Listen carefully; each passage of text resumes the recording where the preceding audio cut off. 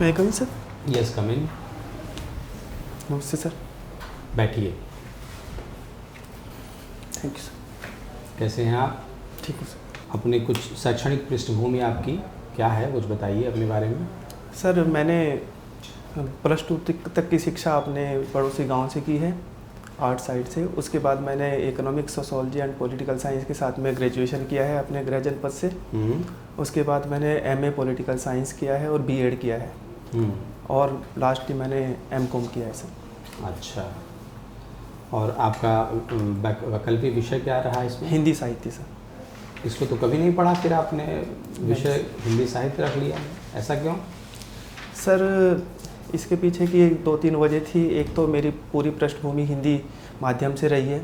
दूसरा, मुझे लगा कि इसका जो सिलेबस है वो मैं जल्दी कवर कर सकता हूँ, इसके लिए रिसोर्सेज आसानी से मुझे उपलब्ध थे। तो मैंने इन सब चीज़ों को ध्यान में रख के सर हिंदी साहित्य लिया। हिंदी साहित्य पढ़ करके आपको क्या लाभ हुआ? सर एक तो लाभ यही है कि मैं आपके समक्ष प्रस्तुत हूँ, और सर मुझे साहित्य पढ़ने से सर जो मुख्य रूप से जो समाज के अंदर जो सर मेन बातें होती हैं वो साहित्य के माध्यम से ही पता चलती हैं। जो समाज क्या सोचता है, असली बातें साहित्य से ही असली पता बातें चली। सर साहित्य की वजह से। तो क्या पता चला समाज के बारे में? सर समाज में विविधता है, समस्याएं भी हैं और समस्याओं का समाधान भी है सर। मतलब कंप्लीट पैकेज आपको साहित्य से मिल गया। Yes sir. तो साहित्य में क्या पसंद है आपको? कौन सी विधा पढ़ना पसंद है? सर गद्य साहित्य पढ़ना। गद्य पसंद है। Yes sir. गद्य में क्या पढ़ा है आपने, या उसमें क्या रुचि है? गद्य तो सर उसमें कुछ उपन्यास, कहानियाँ, निबंध भी पढ़े हैं कुछ सर। पसंद क्या है आपको बताइए? सर उपन्यास पढ़ना पसंद है, कहानियाँ पढ़ना पसंद है। कौन कौन से उपन्यास को पढ़ा है आपने? सर मैंने प्रेमचंद का उपन्यास गोदान पढ़ा है, मैला आंचल पढ़ा है सर, फणीश्वर नाथ रेणु का। उसके अलावा सर मैंने और 2-3 उपन्यास, अभी नाम तो याद नहीं, कहानियाँ पढ़ी हैं सर मैंने। जैसे मुंशी प्रेमचंद की कहानी पढ़ी है, बूढ़ी का की। फणीश्वर नाथ रेणु जी का उपन्यास मैला आंचल। यस। मैला आंचल उसको क्यों कहा जाता है?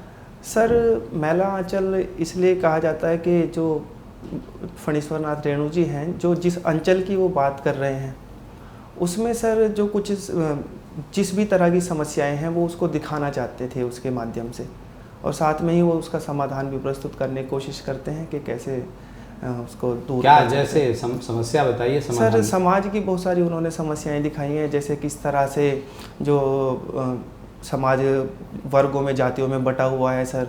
उसके अंदर उन्होंने धार्मिक कुछ पाखंड को भी उन्होंने उजागर करने की उसमें तो कोशिश क्या की है। स्पेशल है? इस तरह का काम तो प्रेमचंद भी करते थे बहुत पहले, उनसे बहुत पहले लिखते थे इसी तरह की बातें। जी उन्होंने सर, सॉरी सर, आंचलिक पृष्ठभूमि को ध्यान में रख के लिखा है सर। बातें तो सारी वही हैं, पर उन्होंने अंचल क्या होता है हम नहीं समझ पा रहे हैं। अंचल क्या शब्द? अंचल सर जिसमें किसी विशेष क्षेत्र की संस्कृति, उसकी भाषा को ध्यान में रखकर जो साहित्य लिखा जाता है उसकी बात। जैसे आप DSP बनेंगे तो उसमें भी आपको अंचलाधिकारी कहा जाता है, और वो उपन्यास जो आपने पढ़ा वो भी आंचलिक उपन्यास। तो ये आंचलिक उपन्यास, वो वाला अंचल और ये अंचल, क्या दोनों एक ही है?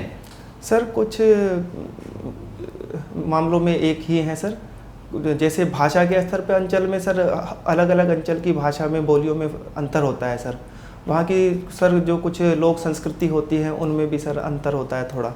तो ये कुछ अंतर है सर, उसको ध्यान में रखा जाता है। आप ठीक से डिफाइन नहीं कर पा रहे हैं। आंचलिक उपन्यास का मतलब क्या है ये बताइए। आंचलिकता क्या होती है ये बताइए। जी, आंचलिकता का मतलब सर है जो किसी विशिष्ट अंचल या क्षेत्र से जुड़ी हुई संस्कृति है, भाषा है, इन सबको हम सर अंचल के दायरे में। जैसे मान लीजिए इलाहाबाद है, तो इलाहाबाद की पृष्ठभूमि पर कोई उपन्यास लिखा जाएगा तो क्या वो आंचलिक उपन्यास होगा? यदि सर उसमें इलाहाबाद के अंचल की जो भाषा, बोली है और उसकी जो संस्कृति है, लोकगीत हैं, बोलचाल के साधारण शब्द हैं, यदि उनका उस उपन्यास में प्रयोग किया जाएगा तो वो सर अंचल की कुछ प्रश्न उसमें आ सकता है। तो गोदान भी तो किसी अंचल की ही कथा है फिर उस सर प्रेमचंद ने गोदान को लिखते हुए अंचल को ना रख के पूरे देश को उसकी समस्या को उजागर करने की कोशिश की है।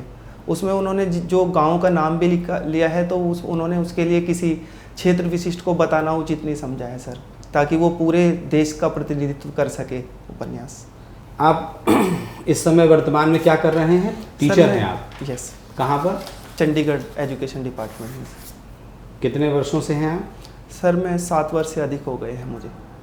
तो आपकी अच्छी सेवा चल है अध्यापन वाली, फिर आप यहाँ क्यों आना चाह रहे हैं?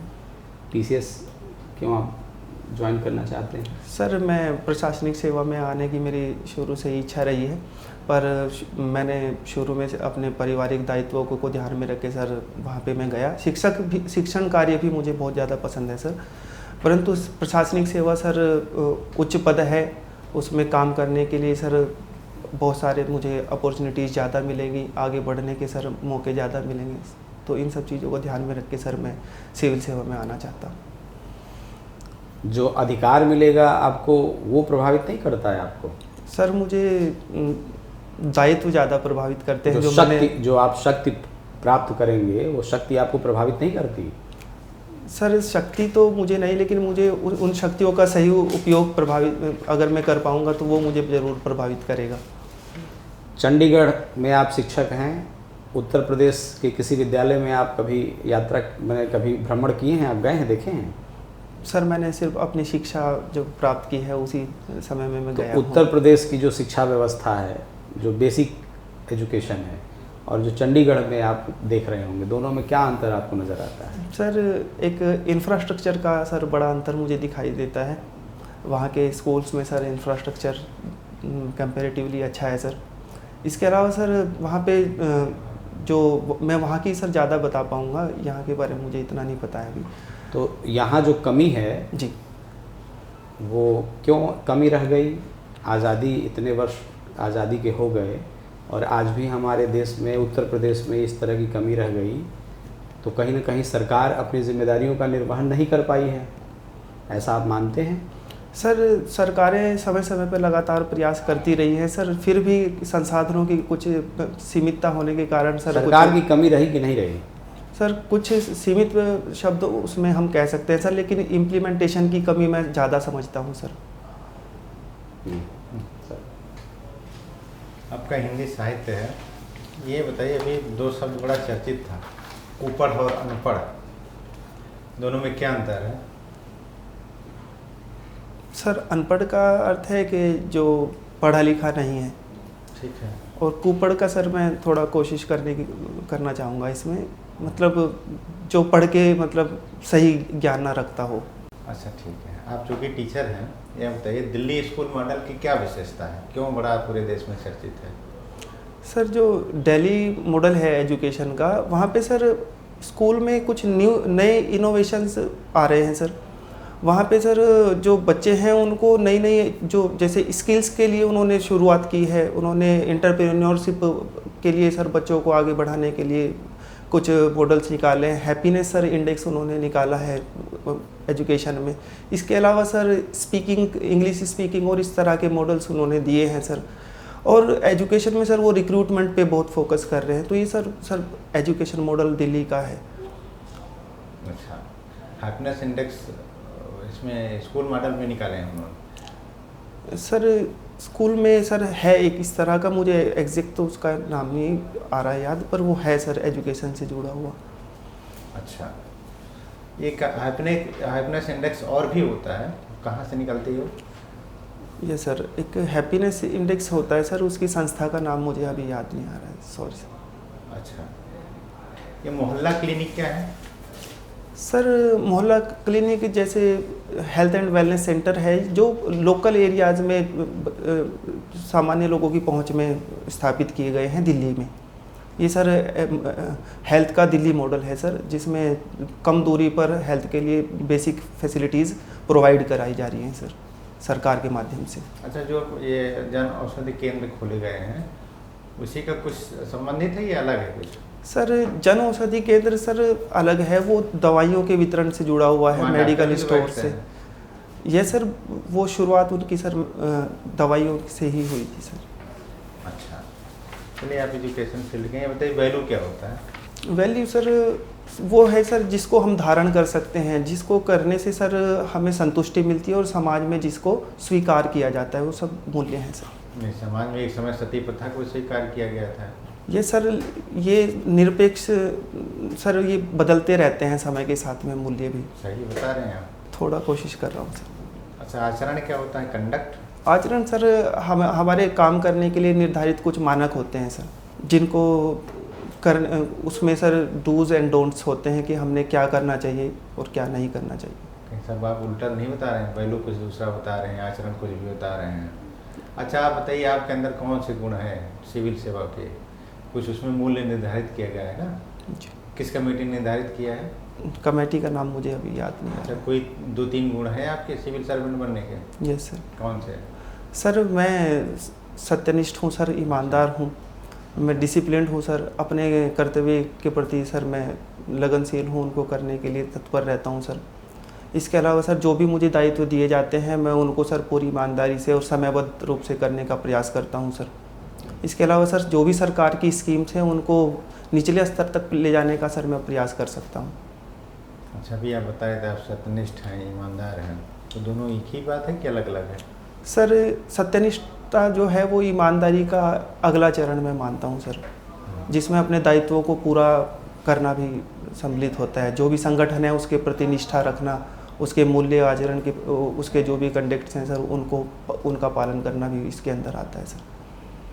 अच्छा, कोड ऑफ कंडक्ट और कोड ऑफ एथिक्स दोनों में क्या अंतर है?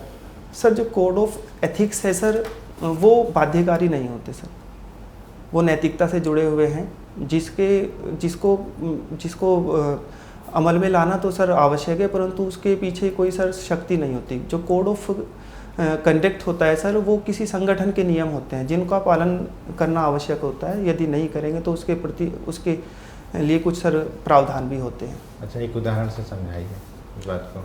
सर जैसे हम अगर मेडिकल में मेडिकल कंडक्ट्स होते हैं तो सर अगर पेशेंट की जो भी अटेंड करना पेशेंट को वो सर कोड ऑफ कंडक्ट है सर। ठीक है। लेकिन सर जो जैसे पेशेंट से हम मतलब कुछ बात कर रहे हैं उसमें बात किस तरह से कर रहे हैं सर एथिक्स में आ सकता है सर। ठीक है सर। मनोज जी, आपने बताया कि आपका बैकग्राउंड जो है एकेडमिक में जो है इकोनॉमिक्स रहा है का। तो इकोनॉमिक्स में एडम स्मिथ का क्या योगदान रहा सर? उनको क्यों जाना जाता है? एडम स्मिथ को सर अर्थशास्त्र का पिता या जनक कहा जाता है सर। उन्होंने एक आधुनिक सर उन्होंने वेल्थ ऑफ नेशन बुक भी लिखी है सर। और सर उन्होंने मतलब पूंजी से जुड़े हुए कुछ सिद्धांत दिए जो अभी मुझे सर इतना ज़्यादा याद नहीं आ रहे। ये आपने बोला कि उनको जनक भी कहा जाता है, आधुनिक अर्थशास्त्र जनक। इसकी वजह क्या है, मतलब क्या योगदान क्या है? बुक तो लिखी लेकिन उसमें अर्थव्यवस्था में क्या योगदान बन रहा है? सर मुझे अभी इसके बारे में याद नहीं, सॉरी। अच्छा, तो मार्केट जो कहते हैं बाजार शक्तियाँ जी, इसके बारे में जानते हैं आप? ये बाजार शक्तियाँ, हाँ, ये क्या है बाजार शक्तियाँ, क्या होती हैं सर? एग्जैक्ट तो मुझे याद नहीं आ रहा है सर, लेकिन बाजार की जो भी कार्य प्रणाली उसको प्रभावित करने वाली शक्तियाँ ये होनी चाहिए सर। जैसे मांग आपूर्ति। जी। तो मांग आपूर्ति क्या है? ये बाजार शक्तियाँ हैं। यस। आप जान रहे हैं इसके बारे में? यस। अच्छा, वैसे ही जब हम लोग कॉमर्स की बात करते हैं, अकाउंटिंग की बात करते हैं, इसमें कुछ 3 गोल्डन रूल्स होते हैं। जी। ये कौन से गोल्डन रूल्स हैं? क्या सर है? जी, ये sir debit the receiver, credit the giver. और सर कहाँ पर लागू होता है ये? जी, कहाँ लागू होता है सर? ये जो हम कोई मतलब सेल परचेज करते हैं उसमें सर काम आता है सर ये। चलिए और बताएं। और एक है sir debit the loss and credit the gain and profit sir, एक ऐसा रूल है सर। चलिए ठीक है, ठीक जी। है। अच्छा, अगर हम लोग कोविड के बाद की बात करते हैं तो अभी आप देख ही रहे कि लगभग पूरे विश्व में मुद्रास्फीति का एक बहुत बड़ा समस्या उत्पन्न हुई है यहाँ पर जो है। सो इसी में एक शब्द आते हैं अतिस्फीति। ये अतिस्फीति क्या होता है, क्या होता है? सर ये मुद्रास्फीति का अगला चरण है सर, जिसमें बहुत ज़्यादा प्राइस सर बढ़ जाते हैं। कितना प्राइस बढ़ता है? मतलब सर इसके hyper inflation. Hyper inflation sir मैं एग्जैक्ट तो नहीं, लेकिन 30% के आसपास या इससे ज़्यादा का कुछ सर वो रखा जाता है इसका। अच्छा, ऐसा कोई देश जो कि समस्या से अभी झेल रहा हो आपके सामने, उसके एग्जाम्पल उदाहरण? सर पाकिस्तान और श्रीलंका सर, ये 2 उदाहरण हैं जिनमें अतिस्फीति के उदाहरण है। सर श्रीलंका में अतिस्फीति? रही है सर अतिस्फीति सर।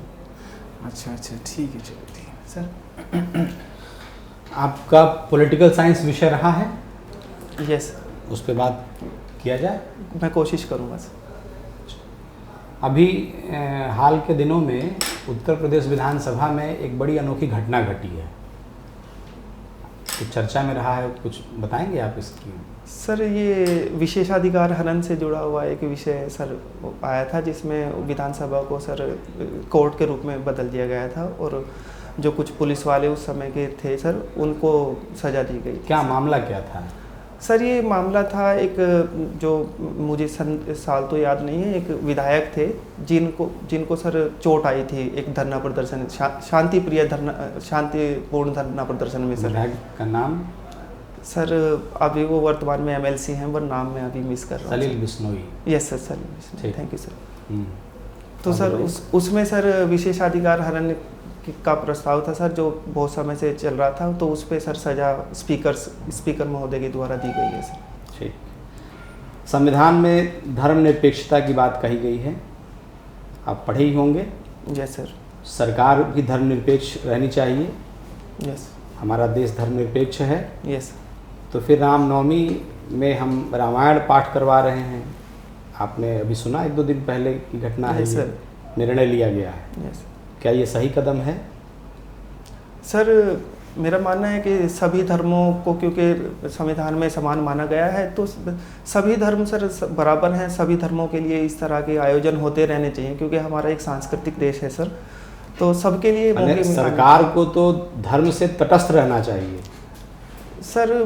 पूरी हमारे यहाँ सर सकारात्मक धर्मनिरपेक्षता का सिद्धांत है सर, उसमें सरकार। कुछ नकारात्मक भी होता है क्या इसमें? सर वो यूरोपियन मॉडल होता है, जिसमें सर सरकार और धर्म बिल्कुल एक दूसरे से अलग अलग होते हैं, वो एक दूसरे में हस्तक्षेप नहीं करते। लेकिन सर राम जो हैं वो सकारात्मक मूल्यों के प्रणेता हैं सर, तो सरकार भी रामनवमी के माध्यम से जनता के बीच में उनके संदेशों को ले जाने की कोशिश कर रही है सर, तो मेरे हिसाब से तो ठीक है सर। आप साहित्य के विद्यार्थी भी हैं, यस। इस नाते मैं जानना चाहता हूँ, आप राम और कृष्ण की कथाओं पर काव्य रचना पढ़े भी होंगे आप। राम और कृष्ण का क्या भारतीय संस्कृति में योगदान रहा है, क्या महत्व रहा है? सर राम जो है वो मर्यादा के पर्याय रहे हैं, जो सभी के कल्याण के लिए सर उनका जन्म हुआ था। तुलसीदास जी के राम भी सर जनता के बीच से ही बने हुए राम हैं, जो जनता की समस्याओं को मतलब दूर करने का प्रयास करते हैं। जनता के सर वो प्रतिनिधि हैं, जनता की समस्याएं हैं, उनकी समस्याएं हैं। राम राज्य भी सर उसी का एक मॉडल है तुलसीदास जी का, जिसमें वो प्रत्येक वर्ग का ख्याल उसमें रखते हैं सर। अच्छा छोड़िए, हम समझ गए बात आपकी। आप ये बताइए कि एक प्रशासनिक अधिकारी के तौर पर, मान लीजिए आप डिप्टी कलेक्टर बनते हैं यहाँ, तो एक प्रशासनिक अधिकारी के तौर पर कौन सा गुण राम का आप अपनाएंगे, लेकर के जाएंगे आप, और कौन सी चीज़ें कृष्ण से आप लेकर के जाएंगे? यानी कौन सा गुण कृष्ण का ग्रहण करेंगे आप और कौन सा गुण राम का? सर जो राम है उनका सर जो गुण है वो जनता के कल्याण से जुड़ा हुआ है सर, तो मैं उनके जो कल्याणकारी राज्य के लिए सर जो आवश्यक है उसी गुण को लेके जाना चाहूँगा सर। जो श्री कृष्ण हैं सर वो भी अन्याय का नाश करने वाले हैं, तो सर जो उत्तर प्रदेश में अपराध को लेकर जीरो टॉलरेंस की नीति है, मैं उसको सर साथ लेके जाऊँगा। ठीक, लास्ट एक सवाल बताइए, डिप्टी कलेक्टर और ये आपका दूसरा प्रेफरेंस है? Deputy SP sir. Deputy SP, और तीसरा प्रेफरेंस आपका? Executive officer. हाँ, ये क्या सोच करके आपने ये प्रेफरेंस डाला है? सर मुझे 2 पोस्ट का तो सर मुझे इसमें पता है सर, जो डिप्टी कलेक्टर और डिप्टी एसपी का सर, और तीसरा सर मैंने अपने मित्रों से पूछ के डाला है सर। एक तहसील में कितने डिप्टी कलेक्टर होते हैं? सर एक ही होते हैं। और एक एसडीएम भी शब्द है? सर एसडीएम जब मैजिस्ट्रियल पावर जैसे लॉ एंड ऑर्डर को मेंटेन करने के लिए जब दी जाती है, तो वो डिप्टी कलेक्टर ही एसडीएम माने जाते हैं सर। तो आजकल तो तहसील में 2-2 एसडीएम दिखाई देते हैं, आप कभी तहसील गए नहीं क्या? सर सॉरी, मुझे इसके बारे में जानकारी नहीं। एक एसडीएम न्यायिक, एक एसडीएम प्रशासनिक, 2-2 एसडीएम तहसील में रहते हैं। जी सुना है आपने? सर मैंने नहीं सुना। ठीक है, जा सकते हैं। Thank you sir.